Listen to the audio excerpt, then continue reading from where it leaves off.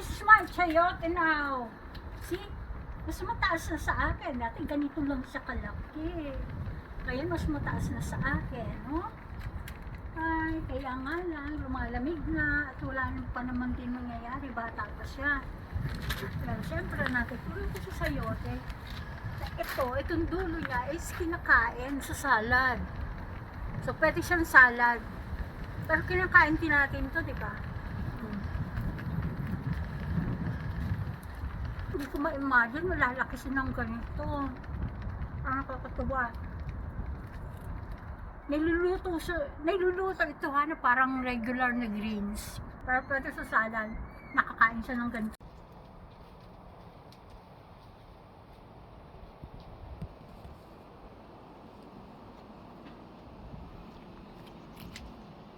Oh my gorgeous sayote.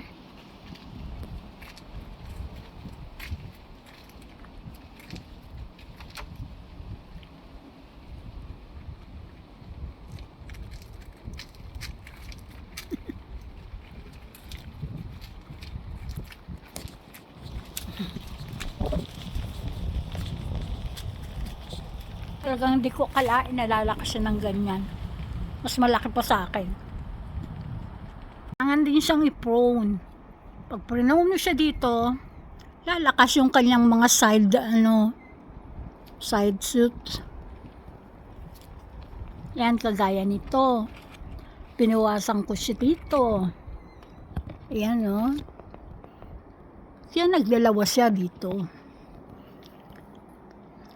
Well, dahil ang sayote ay perennial, sana makabalik siya. Kasi masyadong malamig dito sa Denmark.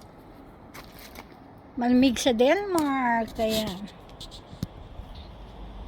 mga bulaklak naman ng kalabasa ko.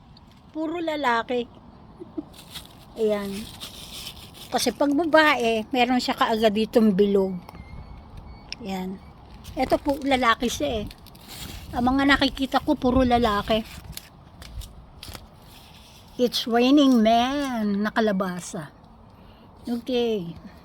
Pero look, pwede itong kainin eh. Yan. Pero mga trial ko yan ngayong taon. At eto ang nai-excite ako. Ayan. Yan, oh. Alam niyo ba na siya yung everlasting flower?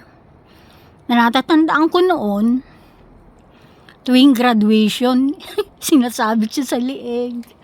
Graduation sa school. Ayan.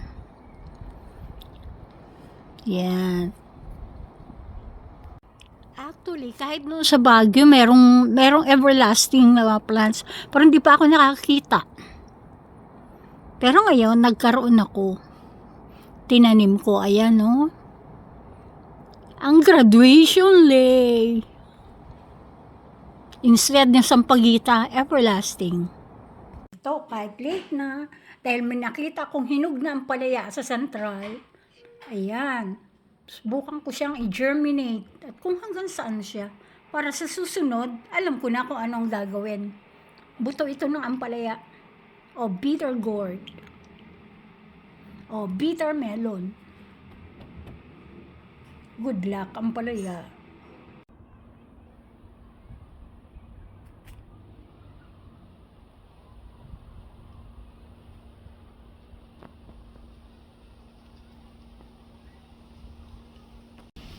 Ganito pala talaga ang everlasting flower. Ayan, o. Hindi siya yung soft na petals. Parang plastic na pala kaagad. Akala ko noon, kaya parang plastic itong everlasting, dahil tuyo lang. Ngayon ito sariwa, pero, ayan pala siya. Ganun pala yun. At ito pa ang iba. Nakaka-excite. Ayan, ito, iba ang kulay. Tsaka ito. So, bale, 1, 2, 3, 4. 4 pala.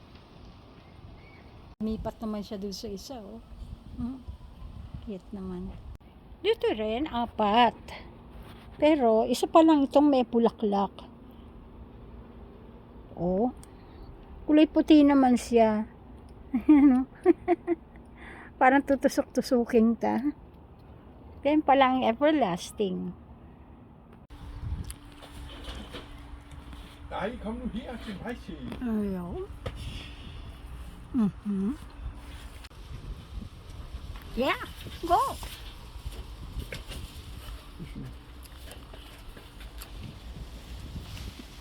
Jeg vil spise det. Dem der tager vi ind til os selv.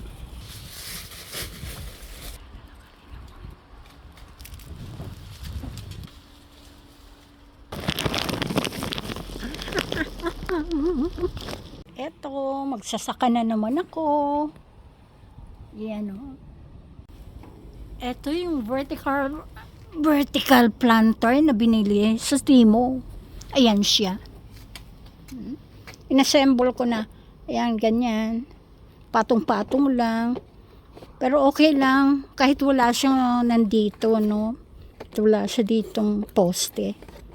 Kasi, pag napuno na siya ng lupa, at may halaman na, mabigat na rin siya. Hindi siya itatalbog ng hangin. Kaya, ayan. Ang aking terrace. Puno na naman. Buhay magsasaka. Mga strawberries siya. Yung mga galing siya doon sa mga dati ko ng tanim yan. Galing sa mother plant. Yes. Ay, pero ito, binili ito kasi kawawa naman. Nagsusolo siya doon sa garden center. Tapos mukhang mamamatay na, kaya inalagaan ko muna. Yan. So, buhay na siya. Pero ito, mga mag-a-adjust pa sila. Ito actually is buhay na rin kasi matagal ko na siyang inaalagaan. Pang July. So, ayan. Sina naman ang strawberries. Kathleen, so eto na ang aking everlasting flower. Oh, ganyan na siya. Oh, ang ganda niya. Tatanim ulit ako nito next season. Ayan. Di pa sa mga buka. Pero ito, buka na siya. Oh, ganyan na ba siya talaga? Oh, ang ganda na. Ganda. Excited ka agad ako. Kagagaling ko lang sa bakasyon. Kailangan ko na magtanim. Hi. Ganyan talaga. Oh. See? Oh, ang kamay. Yan. Yung second naman ang gagawin ko. Kasi tapos na itong first. Yan. Pero pipitas muna ako doon ng strawberry runners. Dun sa harap. Okay? Yan. Ako ng strawberry runners para doon.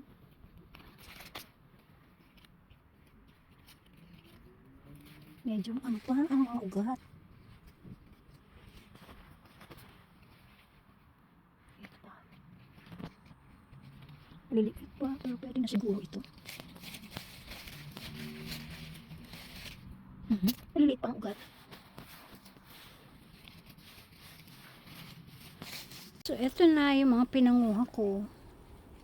Tatanim ko na yan kahit ganyan lang ang kanyang mga ugat. May mabubuhay din dyan. Ayan. May mabubuhay din dyan. Tatanim ko na lang, silang direct dito sa kanilang tutubuan talaga. Kasi usually, naglalagay ako sa maliliit na ganito. Pero ngayon, i-direct ko na sila. Yan. Naisipan kong anihin itong tatlong mais. Tapos, itong talbos ng mga sayote. Bulaklak ng kalabasa, tsaka rukula. Kasi magmumunggo ako. Okay. Bigla ko lang naisipan. Ito na nga pala. Tsura ng garden ko. Pagkatapos ng bakasyon, ayan. Anong na. Oh, yan yung kinalbusan kong sayote. Yes. Kasi today, nagtanim ako ng strawberries dun sa vertical planter. Pa ako, Scatlings. Yan. Rucola. Nako, mga dambuhala na tong kalabasa. Pero dalawa lang ang nakita kong female flower.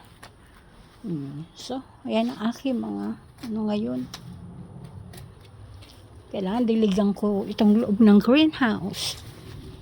Tingnan nyo, ang ganda-ganda, Ayan, may mahihinog na rito.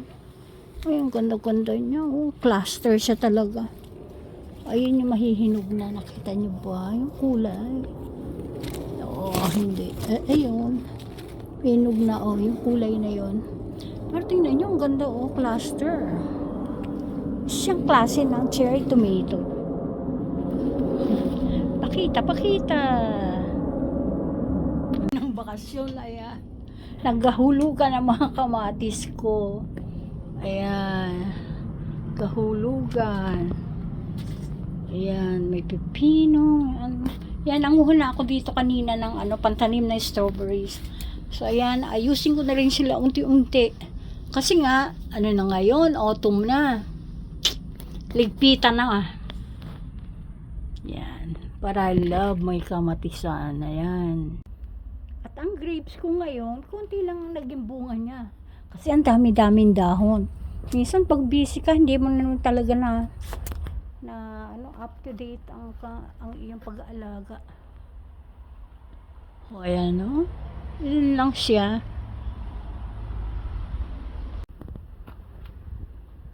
Yan, wala nang basket. Kinuha ko lang isa talaga. May sili na nga pala ako. May bunga yung sili. Pero next time na ulit ang pakita. Okay, malapit na talaga ang end ng growing season. Yep. Itong female flower, kinakain. So, kunin ko na siya. Hindi siya female, male. Yan. Masarap yan. Ito. Pangalawa. Okay, male siya. Kaya kailangan. Pwede ko naman siyang kainin. Yan. Female flowers. Nagkamali na naman ako. Male flowers. Pero meron ako nakitang mga female flowers. Isa ito. See? Nakita niyo ba? Na mataba yung niya. Ayan. Female yan. Ito ang pangalawa. Tingnan niyo man. Ganda. Yan ang pangatlo.